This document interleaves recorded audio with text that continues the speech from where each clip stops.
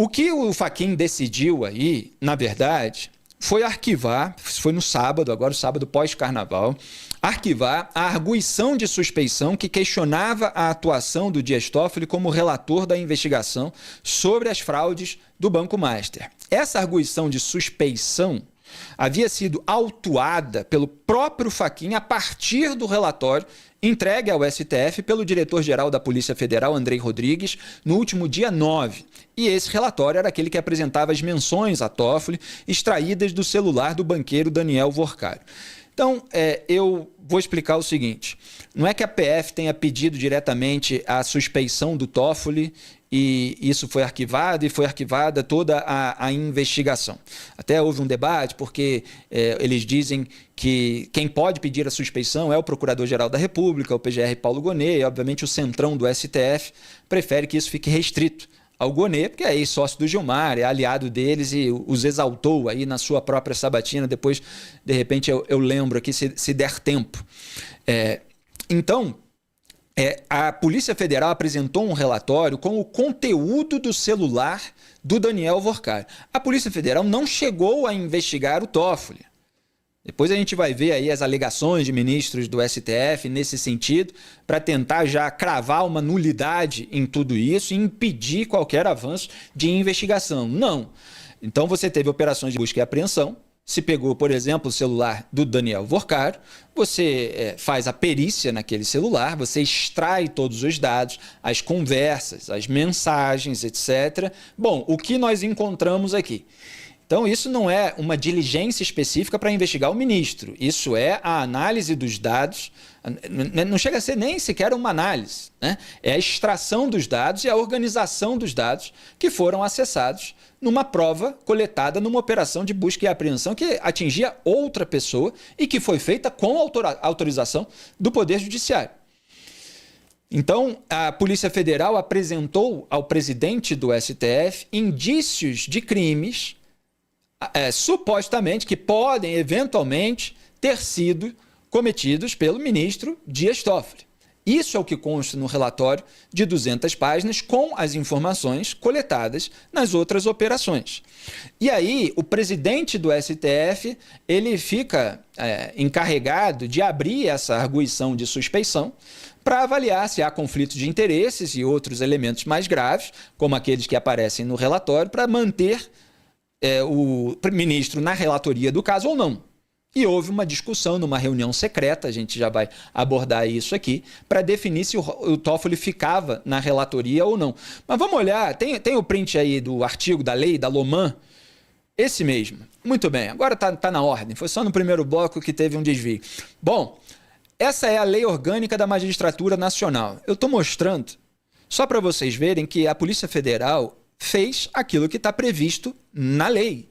Lei Orgânica da Magistratura Nacional é a Loman. O artigo 33 diz ali quais são as prerrogativas do magistrado e no seu parágrafo único, que vocês estão vendo ali no final, diz o seguinte: quando, no curso de investigação, houver indício da prática de crime por parte do magistrado e a autoridade policial civil ou militar, remeterá os respectivos autos ao tribunal ou órgão especial competente para o julgamento, a fim de que prossiga na investigação. Então, o caso era indícios contra Toffoli e o tribunal competente é o próprio Supremo Tribunal Federal para julgar a situação de um ministro da Corte. Então está correta a atitude da Polícia Federal, pelo menos em relação ao que se sabe até aqui. Vamos para o próximo print? Aí essa é talvez a notícia mais importante dos últimos dias, um momento histórico do país em que você tem uma manchete. Obviamente isso ainda não está confirmado em ações mais específicas, mais gravosas, mais duras, que possam vir aí nos próximos dias ou que possam ser evitadas por uma operação abafa.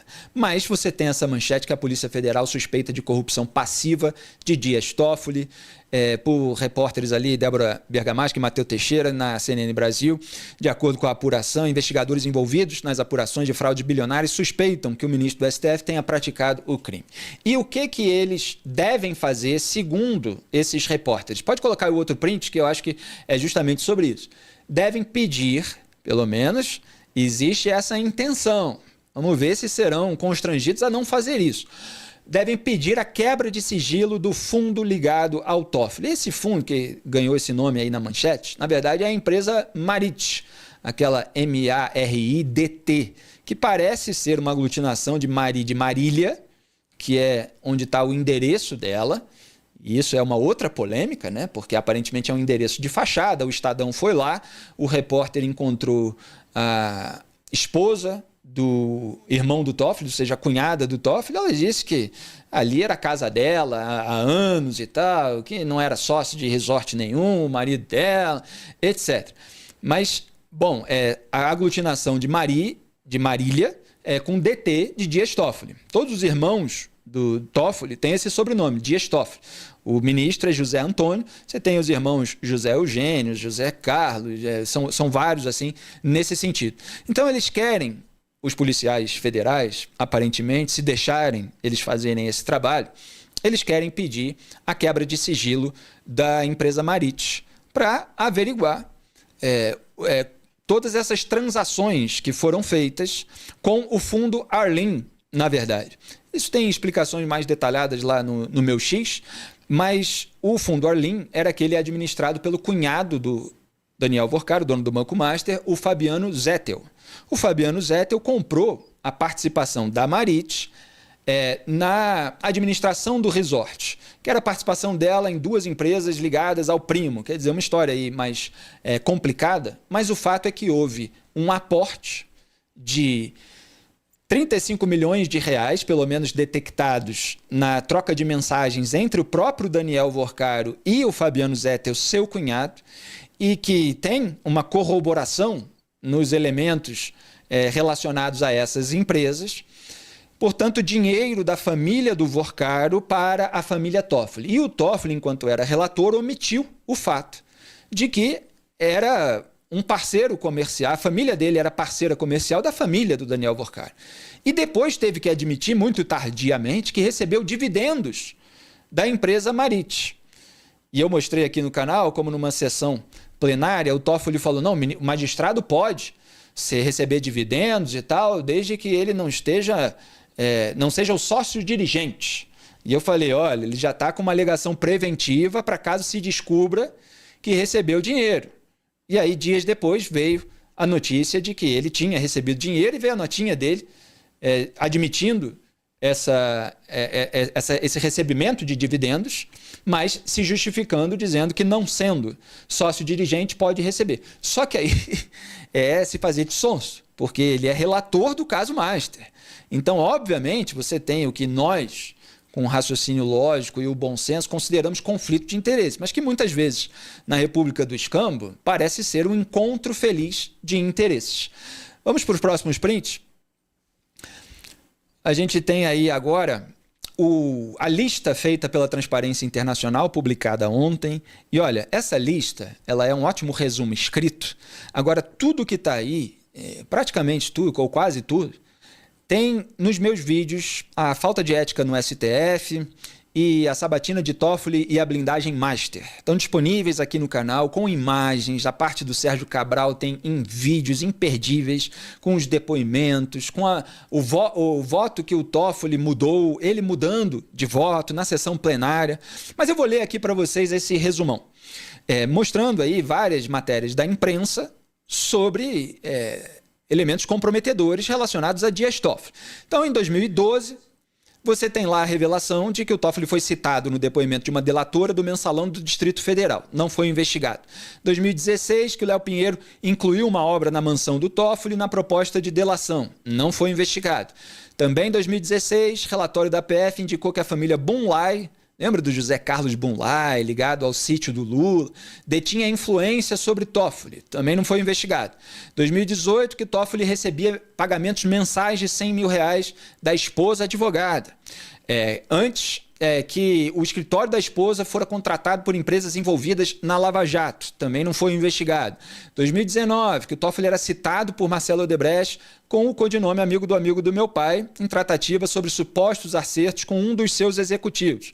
E o próprio Toffoli anulou as provas do sistema da Odebrecht, quer dizer, ele anulou sozinho ele anulou sozinho todas as provas do maior esquema transnacional de corrupção da história. Sozinho, decisão monocrática que ainda não foi avaliada e referendada pelo plenário do Supremo Tribunal Federal. E aí, o próprio Toffoli não foi investigado. Tem mais, próximo print, a lista continua, espero que esteja aí a continuação, sim. 2019, é o que eu falei no começo, servidores da Receita foram afastados e entre as pessoas estavam as esposas do Toffoli e do Gilmar. Não foi investigado. 2021, Sérgio Cabral revelou que o Toffoli vendeu decisões judiciais no Tribunal Superior Eleitoral, TSE. A delação do Cabral foi anulada pelo Supremo por 7-4, incluindo o voto do próprio Toffoli pela anulação. Não foi investigado. Repito, esse caso é imperdível em vídeo, assistam aqui no canal.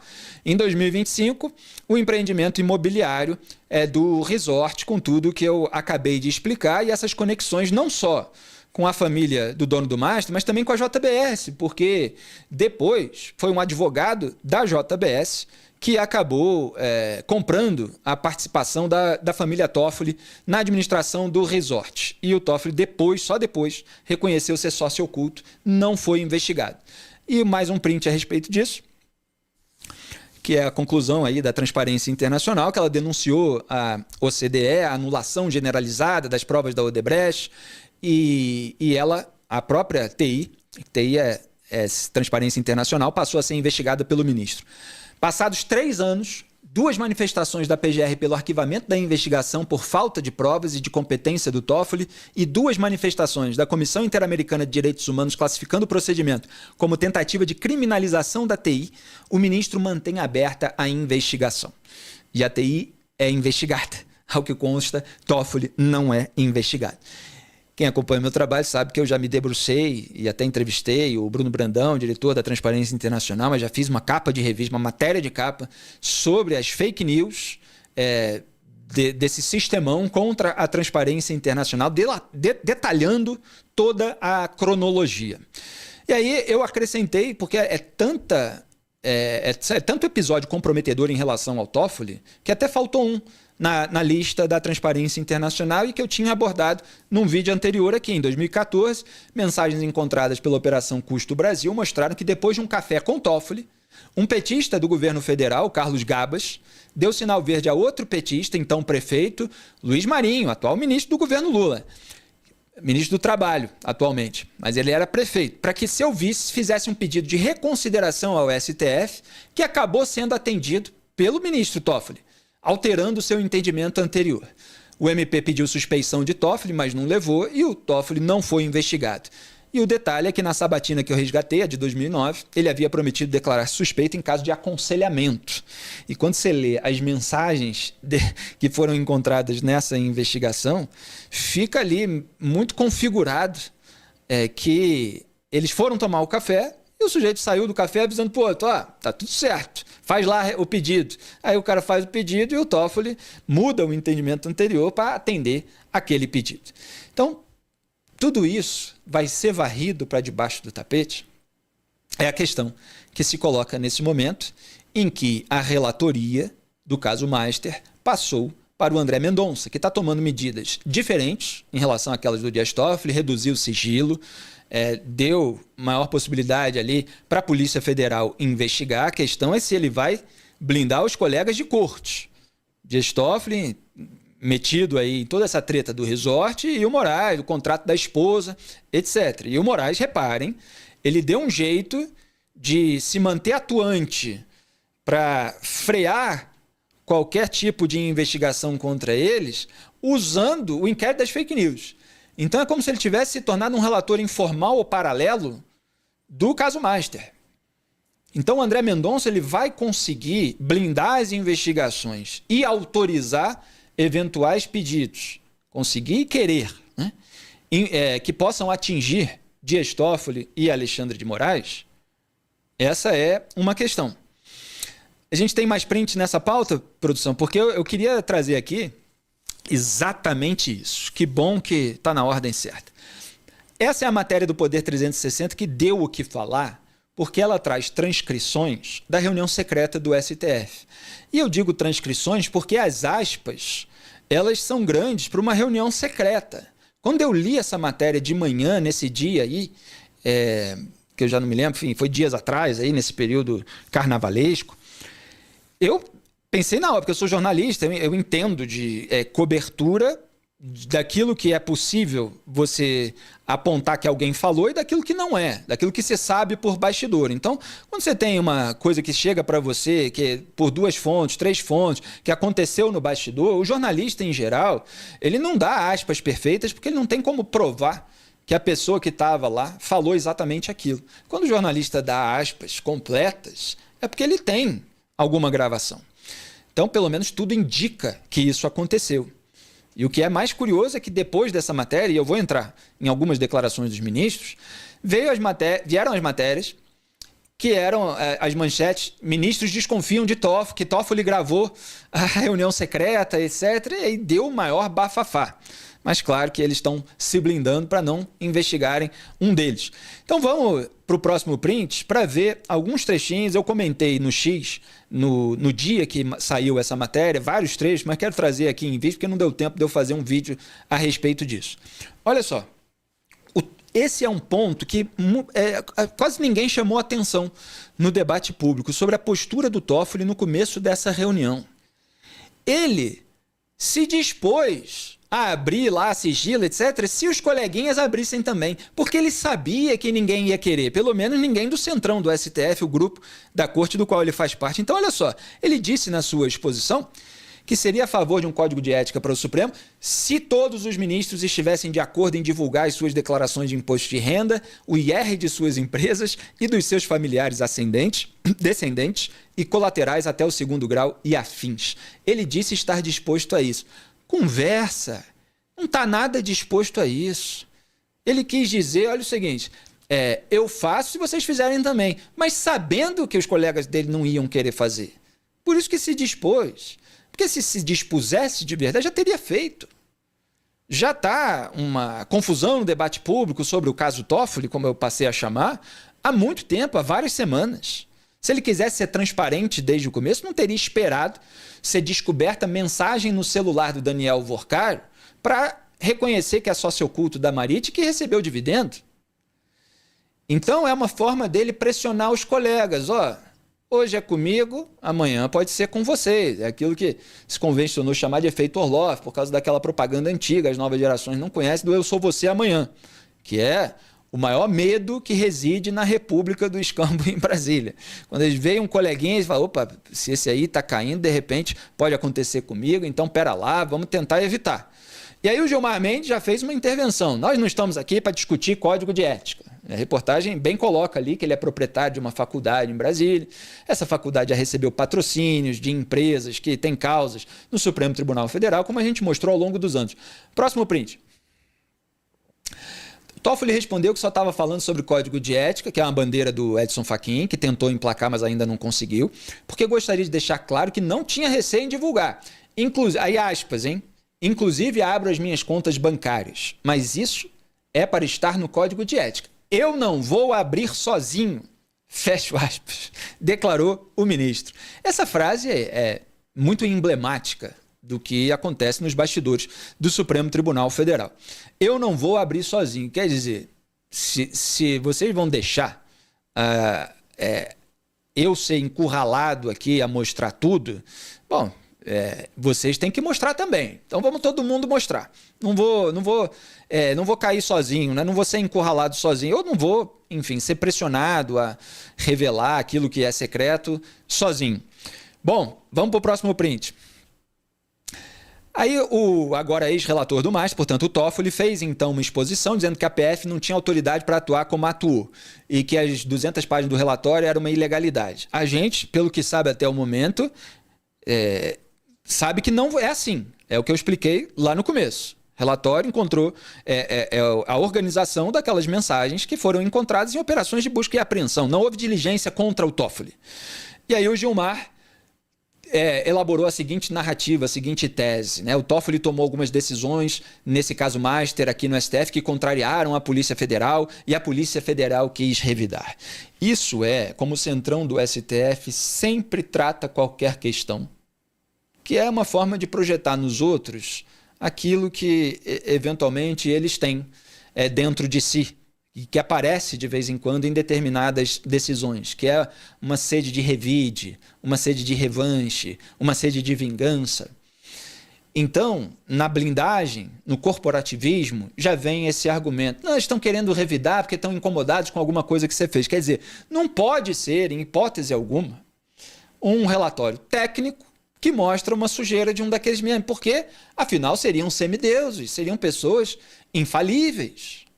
O que se quer, hoje em dia, dos ministros do Supremo Tribunal Federal, de acordo com o raciocínio deles, que aparece na imprensa, não é uma presunção de inocência, é uma presunção de infalibilidade.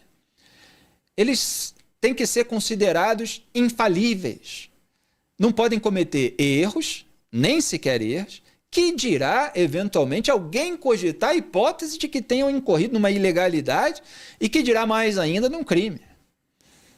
Então, só pode ser algum sentimento baixo que alguém tem. E vocês não reconhecem isso de outros episódios recentes da nossa história? Mas houve muita gente que não reparava que isso era assim na época da Lava Jato, na época de outras investigações, além da Lava Jato, que foram enterradas no âmbito do Supremo Tribunal Federal. Então, são as mesmas alegações, é o mesmo método de reação do sistema. Vamos em frente. Olha, aí foi o Gilmar Mendes, e aí ele já estava decidindo pela rejeição do Toffoli. Tem várias outras alegações aí interessantes, mas eu quero pular para a do Flávio Dino. O Flávio Dino disse ser a favor da relatoria permanecer com o Toffoli. E aí ele falou ali que suspeição de ministros do STF só pode ser considerada em situações extremas, como em caso de pedofilia e se tiver prova, e de estupro e se tiver prova. Quer dizer, isso não existe na legislação, porque você tem uma série de dispositivos ali sobre suspeição e impedimento de magistrado que não se limitam a casos de pedofilia e de estupro. Essa é a legislação do Flávio Dino. Se ele quiser se aposentar da corte e ser parlamentar e tentar mudar a lei, ele pode fazer isso. Mas isso aí no Supremo Tribunal Federal é uma distorção da função do próprio ministro do STF. E completou em tom corporativista. E qualquer outro pedido de arguição, eu sou STF Futebol Clube. Bom, aí você tem a frase mais emblemática que resultou na expressão que está no título do programa de hoje, que é o corporativismo total. E não é o STF como instituição, é o grupo. São os indivíduos da atual composição. Nós vamos nos blindar e não interessa o que está escrito, etc. Então, eles nem avaliaram o conteúdo do relatório, já saíram tentando impor ali uma semente de nulidade para depois evitar que eles próprios sejam atingidos. Vamos em frente, produção. O que tem mais aí que eu separei? Olha, o STF descartou, matéria aí da Brígido no Estadão, a abrir investigação sobre vazamento de reunião secreta sobre o Banco Master. Nos bastidores, ministros acreditam que foram gravados, mas preferem abafar o caso em nome da paz institucional. Conversa fiada é em nome da cumplicidade entre eles, e qualquer outro servidor não alinhado ao sistema que fizesse isso, que resolvesse descartar, abrir investigação sobre um vazamento evidente que aconteceu e que os próprios servidores reconhecem, poderia eventualmente ser acusado de prevaricação. Mas no Supremo Tribunal Federal eles descartam, porque estão acima do bem e do mal, estão acima das regras que eles próprios cobram que os outros cumpram.